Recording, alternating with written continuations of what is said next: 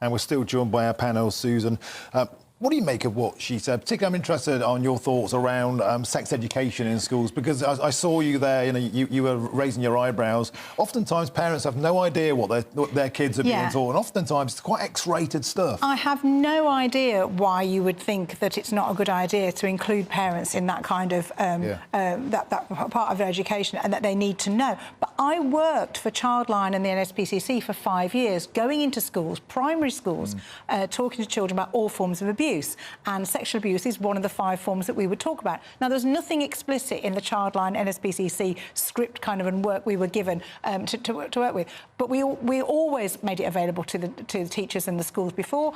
It was all the schools then could, if they wanted to, make it available to parents, and I think most of them did. We never had a problem with parents, but often I would find schools would say, "Oh, we don't want you to talk to them about that." Teachers would ask me to talk about sexual abuse without mentioning the word sex. So how we've gone from that, which we'd always reassure them, we never had an issue. How we've gone from that to now going into more explicit or more dangerous areas of things that aren't really based in fact, I've no idea. It was only a few years ago I was doing that, and actually schools were very, very nervy about Childline going in and talking to children. So how on earth can you get to this point? I don't understand. And the best education is where parents and schools work together for the education of their children. That has to happen, and as soon as things are kept from parents, that's not good. But that has changed. That there is very much a kind of environment now of secrecy. There are teachers who see it, I think, as part of their mission to get their ideology into young minds. And that's very dangerous. We need to make sure, go back to the system where everybody's there for the best interests of the child.